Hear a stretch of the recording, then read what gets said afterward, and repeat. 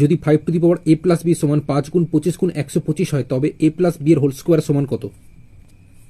তো কোশ্চেন এখানে যা আছে আমি তাই লিখলাম, সমান এখানে 5 যেরকম আছে লিখলাম, গুণ দিলাম 25 মানে হচ্ছে 5 স্কোয়ার, যেহেতু দুটো 5 মানে 5 5 গুণ করলে 25 হয়, তাই 25-এর জায়গায় আমি 5 স্কোয়ার লিখেছি।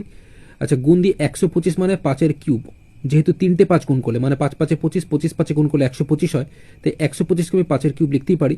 এইবার এখানে এই 5-এর পাওয়ারে কিছু নেই মানে 1 আছে।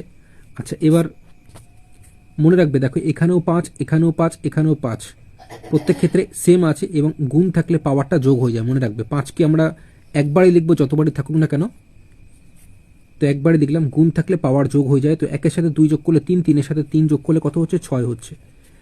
এবার এখানেও 5, এখানেও 5 সেম থাকায় পরের লাইনে 5 আমি লিখবো না, সেক্ষেত্রে এ প্লাস বি সমান এই 6 লিখবো, ঠিক আছে। এবার কোশ্চেনে বলেছে এ প্লাস বি এর হোল স্কোয়ার সমান কত, অর্থাৎ এই যে এ প্লাস বি আছে, এই এ প্লাস বি পাওয়ারে আমি 2 দিয়েছি, এখানে যদি পাওয়ারে 2 দিই তাহলে 6-এর পাওয়ারও আমাকে 2 দিতে হবে, অর্থাৎ 6 স্কোয়ার।